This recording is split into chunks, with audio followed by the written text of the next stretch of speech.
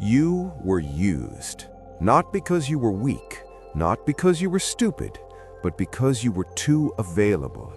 You gave your time freely, your energy freely, your loyalty freely, and people took it without guilt, without hesitation, without a single second thought. And now you're sitting here, somewhere between angry and exhausted, wondering how someone who gave so much ended up with so little in return. I'm not here to comfort you. I'm here to transform you. Because what just happened to you wasn't a betrayal, it was an education. The most expensive kind, paid in dignity, in wasted years, in silent suffering. But the ones who survive that education don't become bitter, they become dangerous. Not dangerous with weapons, dangerous with awareness. Machiavelli understood something most people spend their entire lives refusing to accept. The world does not reward goodness, it rewards power. It rewards those who understand human nature without flinching from what they see. You've been flinching. That ends today. From this moment forward, you are no longer someone who reacts. You are someone who calculates. Drop "I rise alone" in the comments if you're ready to become untouchable. The nature of people. When they need you, they celebrate you. They smile at you. When they need you, they celebrate you when it costs them nothing, and they disappear the moment standing beside you requires sacrifice. This is not cynicism. This is not bitterness. This is Machiavelli's first and most brutal lesson. Human beings are fundamentally self-interested, and the man who refuses to accept that will be destroyed by it, slowly, quietly, and repeatedly. You were not betrayed by monsters. You were betrayed by ordinary people doing what ordinary people have always done, choosing themselves. And the painful irony is you would have done the same if you had been conditioned differently. Dark psychology teaches us that manipulation, social maneuvering, and self-preservation are not evil traits, they are survival traits. The difference between the man who gets used and the man who never gets touched is not morality, it is awareness. The man at the bottom of the hierarchy sees people as they present themselves. The man at the top sees people as they actually are, driven by ego, by fear, by desire, by status. He does not judge them for it. He simply uses that knowledge the way a chess player uses the board, calmly, precisely, always 3 moves ahead. You were playing checkers while the world played chess around you. That changes now. You must rewire the way you see every interaction, every relationship, every offer of help that comes your way. Ask not what someone is saying, ask what they want. Ask not why someone is being kind, ask what kindness is costing them. Drop "I see clearly now" in the comments if this is hitting different. The power of silence and withdrawal.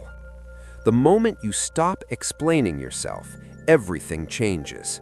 The moment you stop justifying your decisions, defending your choices, and chasing people who have already shown you who they are, something shifts in the dynamic.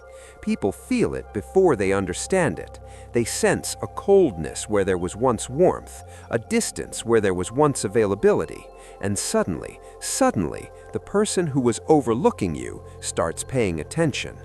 This is not manipulation. This is the most ancient and overlooked principle of power. Scarcity creates value. What is always available is never treasured. What withdraws becomes magnetic.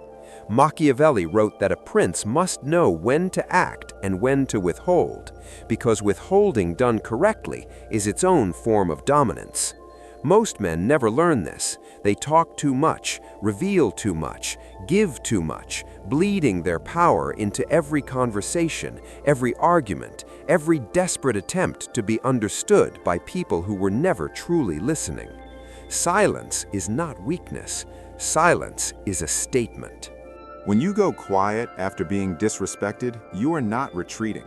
You are repositioning. You are removing the fuel that the fire needs to keep burning. You are forcing the other person to sit in the discomfort of your absence, to question what they said, to wonder what you were thinking, to feel the weight of a man who no longer needs to be heard because he has already made his decision. Dark psychology calls this strategic withdrawal, and it is one of the most powerful moves available to any man navigating a world that constantly tries to diminish him. Your silence communicates what your words never could. It says, "I am not available for this." It says, "I have outgrown the need for your validation." It says, "Whatever you thought you knew about me, recalibrate." The man who masters silence masters rooms without speaking a word. He walks in, says nothing, and everyone feels the pressure of his presence. That is the goal. Not to be loud, not to be aggressive, but to be so grounded, so internally immovable, that your very stillness becomes a form of authority that cannot be argued with, cannot be manipulated, and cannot be taken from you. Drop "My silence is my power" in the comments if you feel this in your bones. Stop seeking validation. Start seeking mastery. There is a disease that runs through the veins of every man who has ever been used, disrespected, or overlooked. And that disease has a name: approval seeking. It is the invisible chain that keeps intelligent men small, keeps capable men frozen, and keeps powerful men bowing to people who are fundamentally beneath them. You have been seeking validation from people who were never qualified to give it. You have been measuring your worth through the eyes of individuals who have not done the work, have not paid the price, and have not earned the right to define you. And every time they withheld that validation, every time they overlooked your effort, underestimated your ability, or dismissed your potential, you felt it like a wound. That wound was not weakness. That wound was a signal. It was your inner architecture telling you that you had outsourced your self-worth to the wrong address. Machiavelli was ruthlessly clear on this. A man who depends on the approval of others has already surrendered his power before the battle begins, because approval is borrowed confidence, and borrowed confidence collapses the moment the lender withdraws. Real power, cold and unshakable power, is built from the inside out. It is constructed through mastery, through the daily, unglamorous, relentless process of becoming so skilled, so sharp, so undeniably competent in your craft that the opinion of others becomes genuinely irrelevant. Not irrelevant because you pretend not to care, irrelevant because you have built something real enough to stand on. This is where dark psychology meets discipline.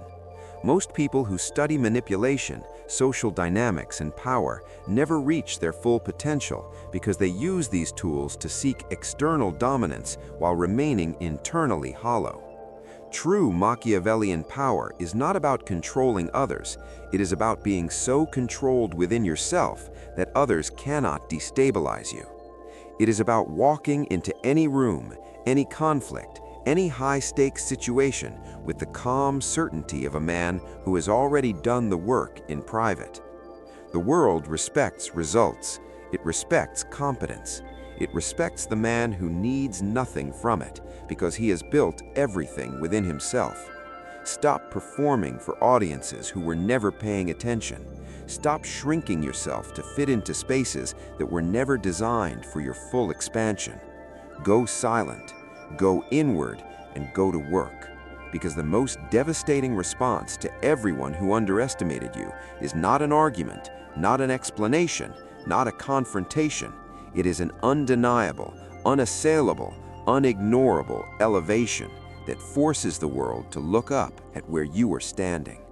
Drop "I build in silence, I rise in power" in the comments if you are done seeking approval and ready to seek mastery.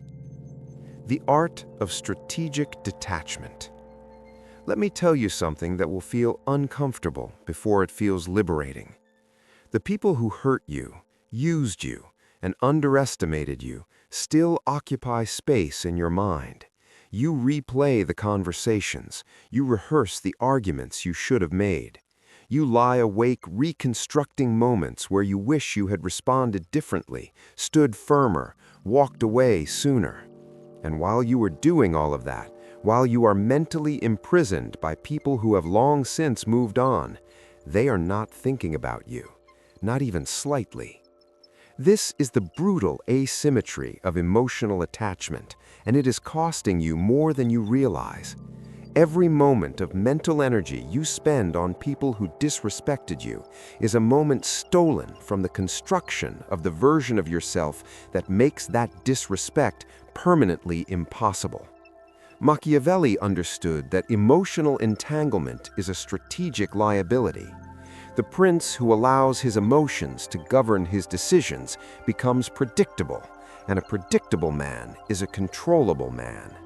When your enemies, your rivals, your betrayers know that they can provoke a reaction from you, they own a lever. And as long as that lever exists, you are never truly free. Strategic detachment is not coldness for the sake of coldness. It is not the absence of feeling. It is the mastery of feeling.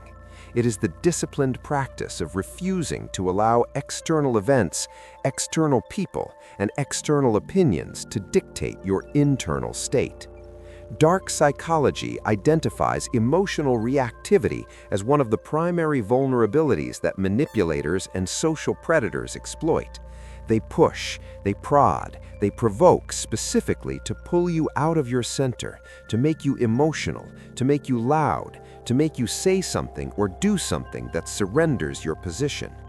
The man who does not react cannot be manipulated. The man who does not react forces his opponent to keep escalating, keep pushing, keep exposing themselves while he stands perfectly still, watching, learning, calculating.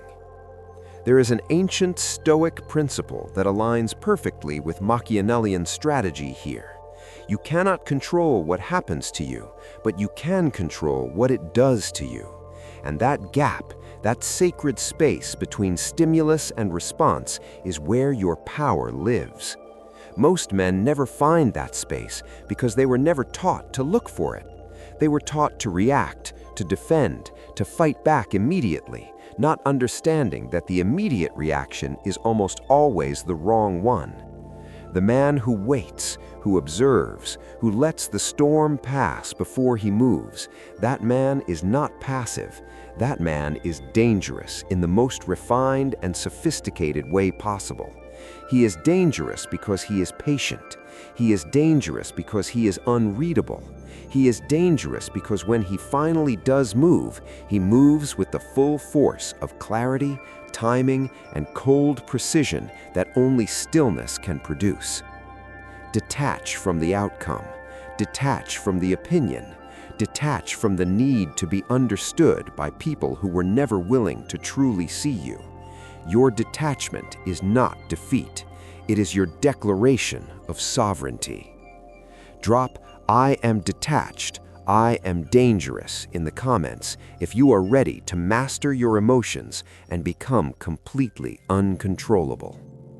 The Machiavellian reconstruction, rebuilding yourself into something untouchable.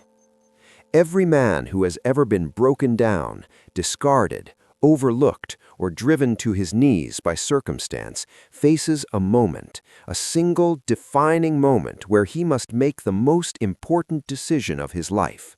Not the decision to get revenge, not the decision to prove someone wrong, but the decision to reconstruct. To take every shard of the person he used to be, every fragment of trust that was violated, every ounce of dignity that was stripped away, and forge it deliberately, coldly, systematically into something so refined, so resilient, so fundamentally different from what he was before, that the people who broke him would not recognize what they created. Because here is what your betrayers, your users, your dismissers never understood. They did not destroy you, they delivered you.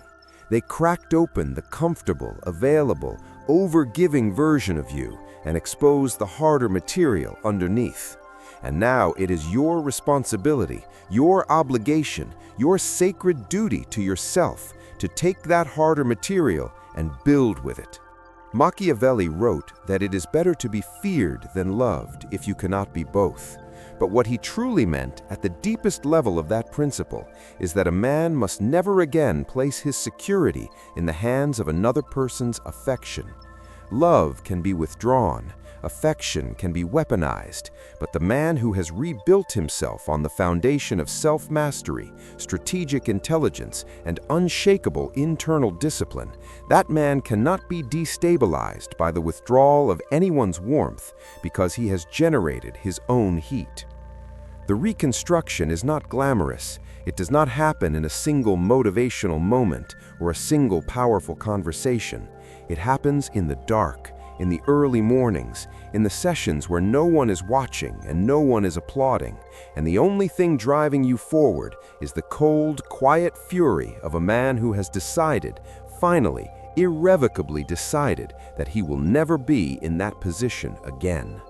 Dark psychology teaches us that the most powerful individuals in any social ecosystem are not the loudest, not the most aggressive, not the most visibly dominant. They are the ones who have done the deepest internal work. They are the ones who have examined their own psychological patterns, identified every vulnerability that was exploited, and systematically eliminated those vulnerabilities one by one until they became genuinely structurally difficult to manipulate. This is what reconstruction means in the Machiavellian sense. It is not just getting stronger physically or more successful financially, although both matter. It is the complete psychological renovation of a man who once gave his power away freely and now guards it with the precision and intentionality of someone who understands exactly what it cost him to lose it. You must audit every relationship in your life with ruthless honesty. Who drains you and who elevates you? Who respects your boundaries and who consistently tests them? Who celebrates your growth and who subtly, quietly, almost imperceptibly tries to keep you at a level where you remain manageable to them? Because not everyone who smiles at your face is comfortable with your rise. Some of the most dangerous people in your life are not your open enemies. They are the ones close enough to slow you down while wearing the face of support. Cut the weight, tighten the circle, elevate the standards, invest your energy exclusively in the directions that compound your skills, your discipline, your mental clarity, your financial independence, your physical presence. Become the kind of man who walks into a room and shifts the atmosphere without saying a single word. Become the kind of man whose silence is respected, whose absence is felt, and whose presence commands attention that no one can fully explain, but everyone undeniably feels. That is the product of reconstruction. That is what emerges from the wreckage of being used, disrespected, and underestimated. Not a wounded man seeking closure, but a reconstructed force seeking only elevation. Drop "they broke me, but they built a monster" in the comments if you are in the middle of your reconstruction and you refuse to stop building. The laws of power. How to move in a world that will always test you. The world will never stop testing you. Understand that fully, accept it completely, and never again be surprised by it. The moment you achieve something, someone will attempt to minimize it. The moment you establish a boundary, someone will probe it. The moment you display growth, someone will attempt to reframe it as arrogance, as aggression, as something threatening that needs to be brought back down to a comfortable, manageable level. This is not paranoia, this is pattern recognition. And the man who develops sharp pattern recognition early saves himself decades of unnecessary pain, wasted loyalty, and misplaced trust. Machiavelli's laws of power are not suggestions for the ruthless, they are survival instructions for the aware. The first law you must internalize is this: never reveal your full hand. The man who broadcasts his plans, his ambitions, his next moves to everyone around him is handing his opponents a roadmap to his vulnerabilities. Power compounds in silence. Strategy suffocates in exposure. The less people know about where you are going, the less opportunity they have to position themselves to benefit from your arrival or obstruct your path. Move quietly, build quietly, let your results announce themselves. The second law is equally critical. Always control the narrative of your own life. In a world saturated with opinions, projections, and interpretations, the man who does not define himself will be defined by others, and they will define him in whatever way is most convenient for their own agenda. You must become the author of your own story, not through loud proclamations, not through defensive explanations, but through the consistent, undeniable evidence of your actions, your discipline, and your standards. The third law that dark psychology and Machiavellian strategy share is perhaps the most powerful of all. Never make your need visible. Neediness is the single greatest signal of weakness in any social, professional, or personal dynamic. The moment someone senses that you need their approval, their business, their affection, or their validation more than they need yours, the power dynamic shifts entirely in their favor. This is why the reconstruction is not optional. It is the prerequisite for everything. Because only the man who has genuinely built internal sufficiency can project genuine detachment. And genuine detachment is the foundation of all real-world leverage. People pursue what withdraws. People respect what does not need them. People are magnetically drawn to the man who is completely fine with or without their presence, because that man is rare in a world addicted to acceptance. The fourth law: always play the long game.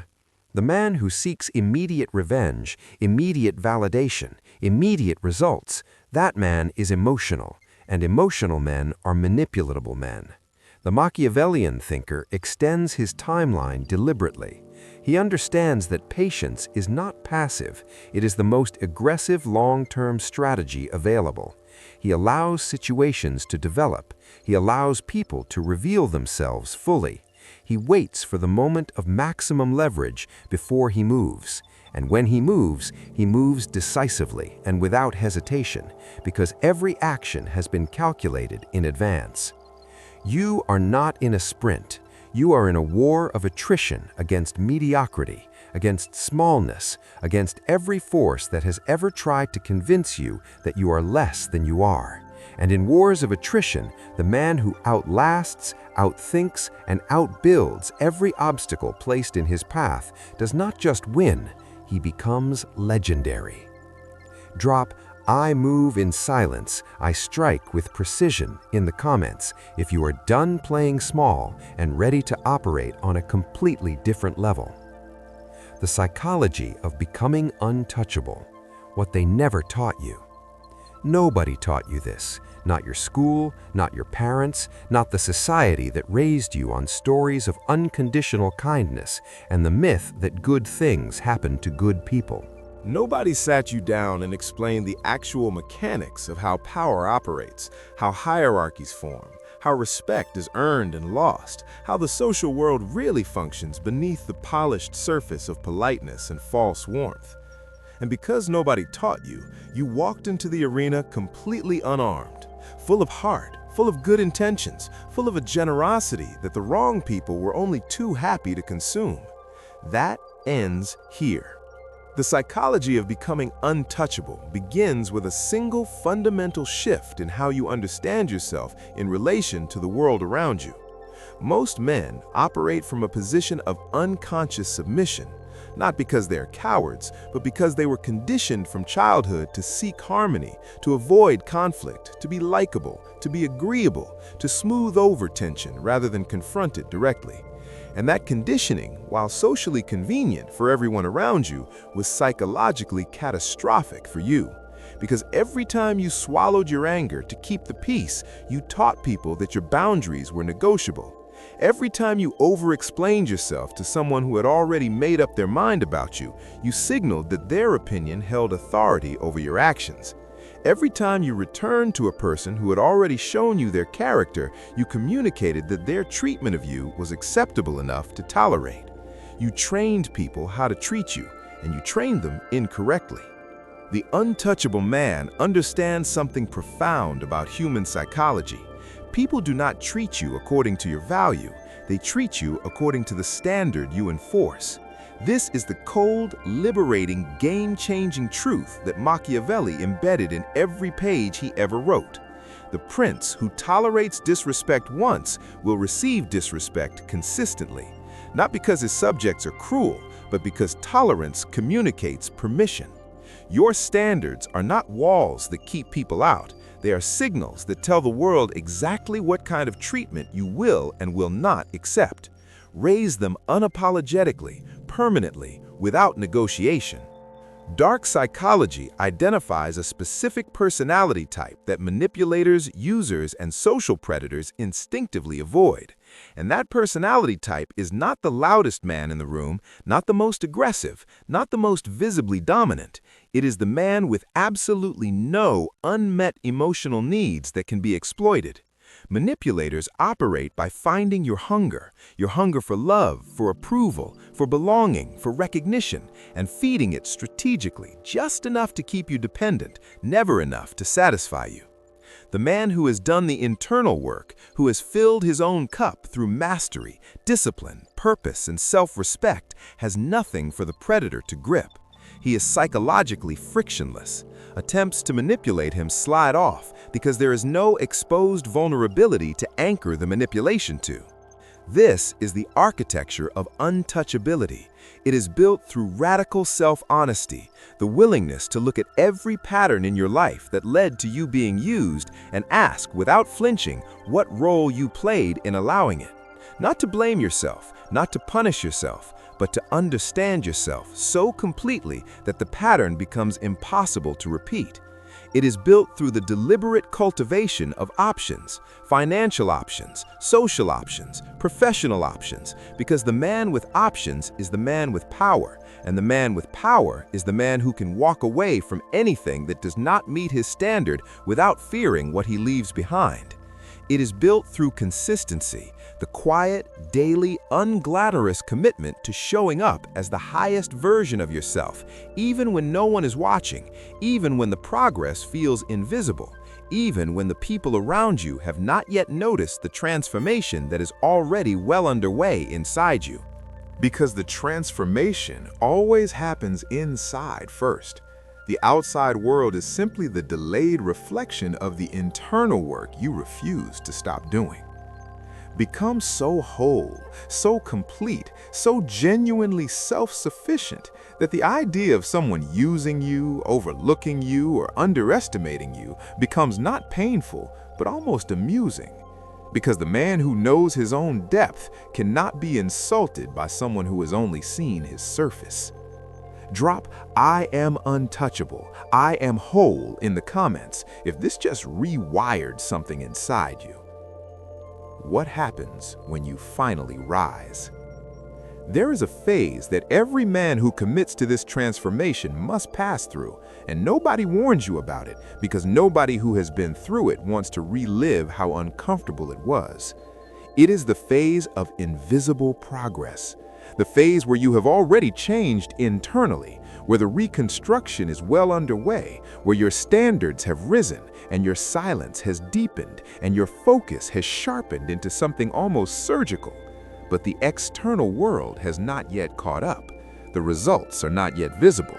The recognition has not yet arrived. And the people around you, the ones who underestimated you, the ones who used you, the ones who looked straight through you, they are still treating you the same way, still operating on the outdated version of you that they filed away in their minds the last time they bothered to pay attention. This phase will test you more than the betrayal did, because the betrayal had a clear enemy, a clear wound, a clear source of pain. But this phase is a war against doubt, your own doubt, whispering that maybe nothing is changing, maybe the work is not working, maybe you are building in the dark for nothing. Do not listen to that voice. That voice is the last defense mechanism of the smaller version of you that is terrified of being replaced. Machiavelli understood that the most dangerous moment for any rising power is not at the beginning when nothing is expected, and not at the peak when everything is established, but in the middle, when enough has been built to lose, but not enough has been consolidated to feel secure. This is the middle. Stay in it. Keep building.